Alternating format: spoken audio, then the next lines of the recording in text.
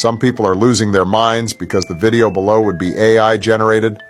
I'm also a deep fake, and you should take care when you watch a video on the internet. See you soon. Today, we want to give you a peek into the future. You can use HeyGen to create UGC-style content, even while people are in motion.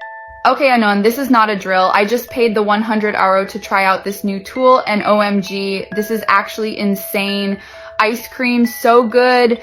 Gang, so it— This video was entirely generated by the deepfake model of Argil AI. It allows you to generate videos of yourself in any language in less than 2 minutes. Hey folks, this is Zuck, and I just checked the Grok open source release, and I like to say I'm not really impressed. It seems like there are a lot of people who just assumed that Grok would be higher quality because it's Elon, and he just released the way. So let me get this straight. You guys are telling me that when you're out of the house for hours, you're comfortable walking around with